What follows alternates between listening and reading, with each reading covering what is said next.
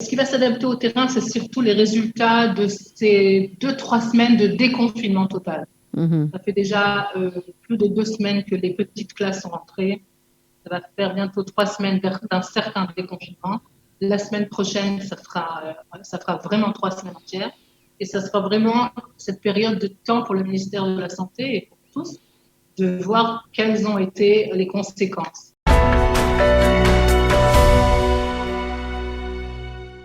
Nous sommes en ligne avec Eva Cohen. Eva Cohen, bonjour. Bonjour. Voilà, alors on est ravis de vous accueillir parce que nous y sommes, ça y est, c'est la rentrée et pour tout le monde, on est censé, en tout cas entre aujourd'hui et demain, tout le monde est censé reprendre le chemin de l'école. Alors on voudrait savoir, vous qui êtes président de 2 comités de parents de 2 écoles, une primaire et une secondaire, quelles ont été, on va dire, les directives techniques de cette rentrée des classes et comment ça se passe sur le terrain, tout simplement? En fait, c'est une vraie rentrée parce que ça fait 2 mois que les enfants ne sont plus à l'école. Donc, ça ressemble un peu à un 1er septembre, mais pas comme les autres, il faut le dire.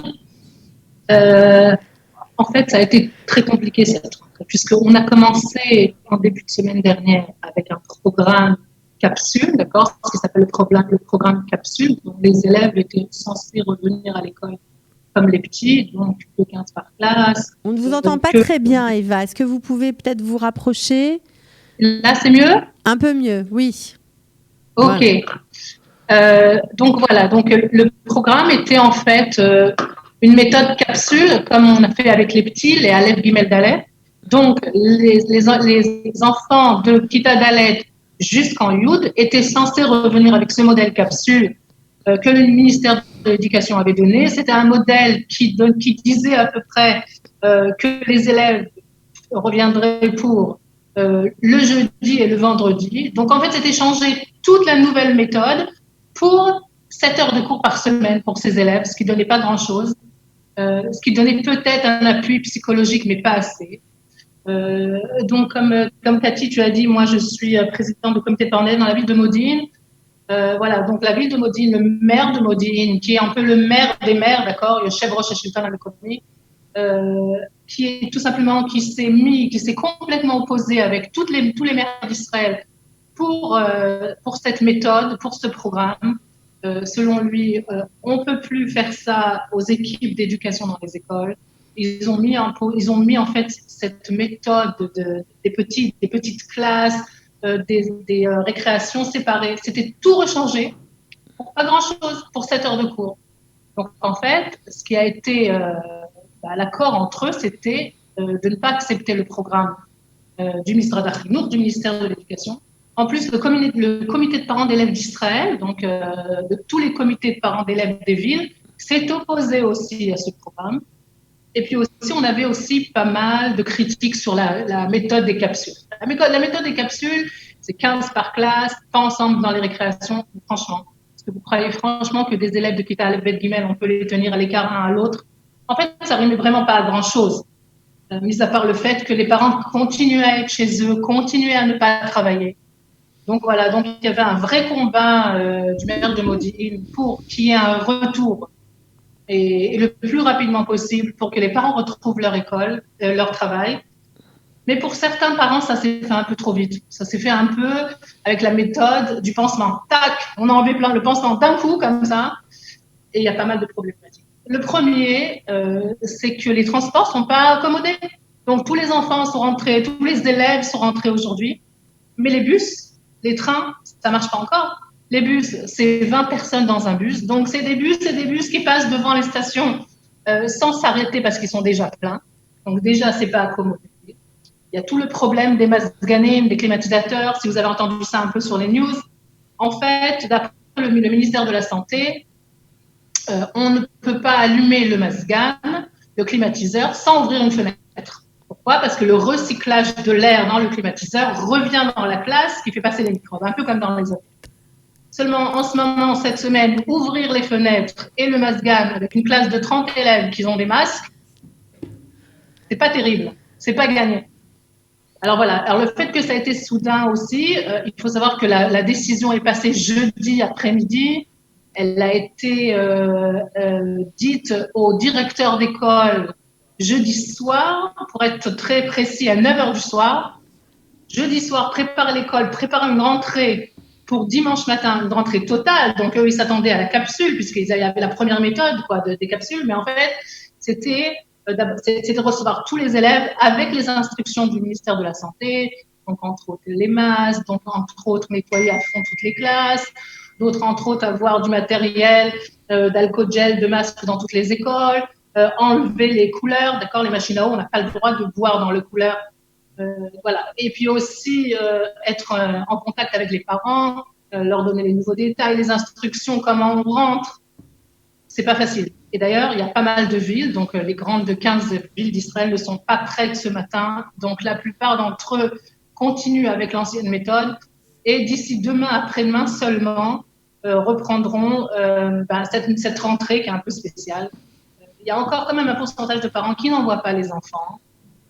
On peut les comprendre. Bien sûr. Vous avez certainement entendu les cas Rehovot où une prof atteinte du coronavirus a fermé toute l'école, de même dans un GAN à Tel Aviv. Mais d'un autre côté, après 2 mois, pour les enfants, pour des aspects psychologiques, mais aussi des aspects d'études, il faut que les enfants aient quand même un système où ils peuvent se retrouver, ils peuvent revoir un peu l'équipe de l'école et des amis et des profs.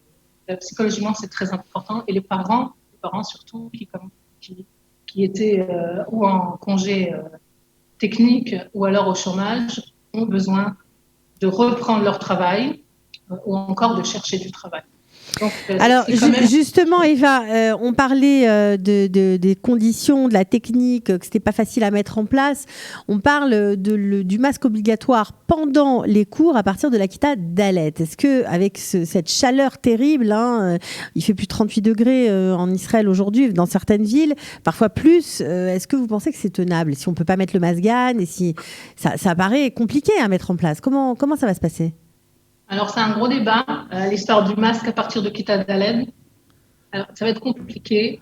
C'est vrai que c'est obligatoire, mais je vais vous dire un peu comment ça s'est passé jusqu'à présent. Jusqu'à présent, il y avait les classes Aleph, Bet, Gimel qui étaient en cours. À partir de la Kita Gimel, dans certaines des écoles, ils étaient obligés de mettre le masque. Et il y avait le Chinuch Meyuchad qui marchait dans toutes les classes. C'est-à-dire le Chinuch Meyuchad, c'est toutes les petites classes pour ces mêmes élèves qui ont besoin d'un peu plus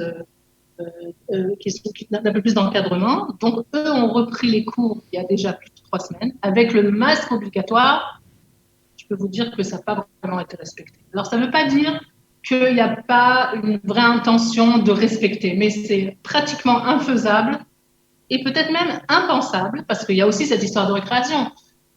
Tu sais, Cathy, que les élèves n'iront pas en récréation dans les mêmes heures. Chaque classe a une autre heure. Donc, c'est possible qu'il y ait des élèves qui restent beaucoup plus longtemps en cours qu'un cours, ça dure 45 minutes. Donc, tous les 2 cours, toutes les heures et demie, normalement, il y a une récréation.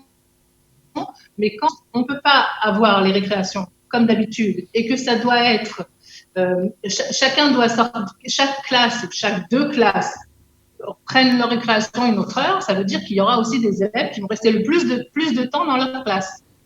Et avec les masques, la chaleur, les fenêtres ouvertes, non, ça s'annonce assez hard, mais je pense qu'il va falloir attendre une semaine, c'est voir comment cette semaine passe.